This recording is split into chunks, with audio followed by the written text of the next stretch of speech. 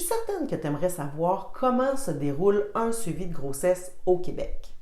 C'est effectivement une des premières questions que les parents se posent après s'être remis des émotions du test de grossesse positif. Dans cette vidéo, tu vas savoir quelles sont les dates importantes de la grossesse.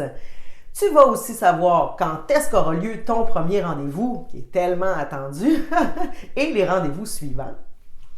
Et aussi, tu vas savoir qu'est-ce qui se passe dans ces fameux rendez-vous-là. Je suis Véro Marsan, coach de vie de famille. Ça fait plus de 20 ans que je travaille avec les familles et j'aide les parents et les futurs parents à se définir, à faire des choix et à s'organiser pour que leur vie de famille soit le reflet de leurs valeurs. Comme maman, je veux pouvoir faire des choix qui vont permettre à mes enfants de vivre leur unicité, des choix qui respectent mes valeurs et qui vont leur permettre aussi de se les approprier. Avec ma chaîne YouTube, je veux que toi aussi tu puisses en faire autant. Alors, comment se déroule un suivi de grossesse au Québec? Et là, je te parle d'une grossesse qui se déroule dans un cadre physiologique. Qu'est-ce que ça veut dire un cadre physiologique? C'est un cadre qui ne présente pas de complications. Pendant ta grossesse, on va te parler de plusieurs dates. La première, c'est la date des dernières menstruations, ou dans le jargon, on dit souvent DDM. Ça, c'est le premier jour de tes dernières menstruations. C'est avec cette date-là qu'on va calculer la date prévue de ton accouchement, ou la DPA, mais j'aime beaucoup la version qui dit la date probable d'accouchement ou la date possible d'accouchement. Parce qu'il y a peu de femmes qui accouchent réellement à la date prévue d'accouchement, ou cette fameuse DPA, qui calcule en fait 40 semaines de grossesse.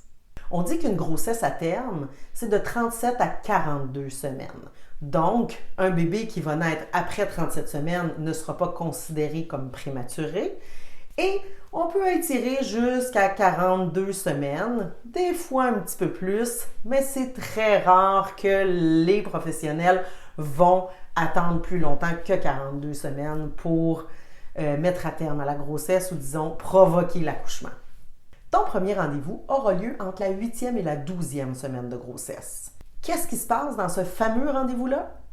On fait un bilan de santé, on regarde les antécédents médicaux, on va peut-être écouter le cœur du bébé. Par contre, plus on est tôt dans la grossesse, moins il y a de chances qu'on entende le cœur et ça ne veut pas dire qu'il n'y en a pas. On va te prendre des prises de sang ou on va te donner une requête pour aller les faire dans un autre établissement.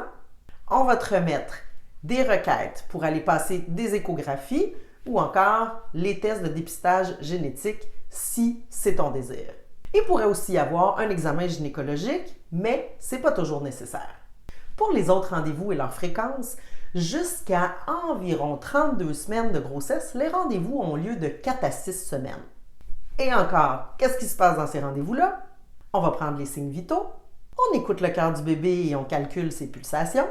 Il y a des discussions sur les différents tests qui pourraient être effectués en cours de grossesse sur le calendrier et des discussions aussi sur des thèmes plus généraux, comme par exemple la nutrition.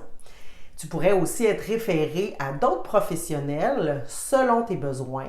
Et on parle ici d'ostéopathe, d'acupuncteur et sexologue par exemple. On va aussi aborder des sujets différents selon le moment de la grossesse, comme l'allaitement ou la préparation à l'accouchement.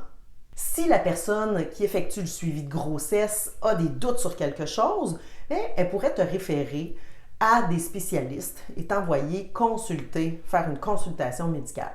À partir d'un certain nombre de semaines de grossesse, on va vérifier la hauteur utérine.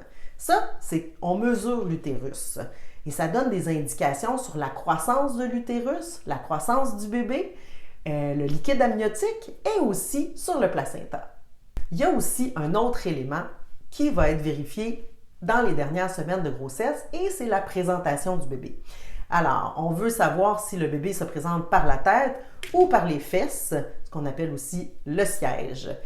Dans le cas où le bébé se présente par le siège, il y a des exercices, des manœuvres ou des traitements qui soient ostéopathiques ou d'acupuncture qui peuvent aider le bébé à se retourner. Les rendez-vous de fin de grossesse, donc on dit de 36 à 40 semaines, sont aux 7 à 10 jours. Il y a d'autres examens qui pourraient être prescrits ou faits dans ces rendez-vous-là. Je ne rentrerai pas dans le détail. Par contre, on pourrait vouloir savoir c'est quoi la dilatation du col de l'utérus. On voudrait aussi pouvoir connaître la réactivité fœtale qu'on appelle, donc savoir si le bébé est toujours bien actif, s'il y a assez de liquide amniotique, et tout ça dans le but d'un bon déroulement de l'accouchement. Tous ces tests-là pourraient être refaits et les rendez-vous se rapprochent encore plus selon le besoin. Et tout ce qui va rester par la suite, c'est de te souhaiter un bel accouchement et une belle rencontre avec ton bébé.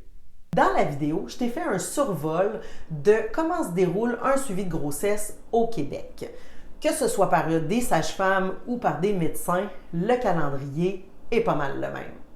En résumé, on détermine la date possible de l'accouchement en calculant 40 semaines à partir de la date du premier jour de tes dernières menstruations.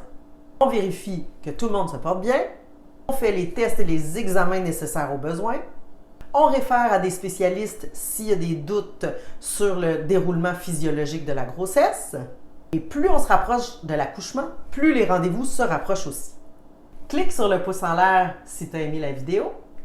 Partage si tu penses que ça peut aider d'autres futurs parents. Et surtout, abonne-toi pour ne rien manquer.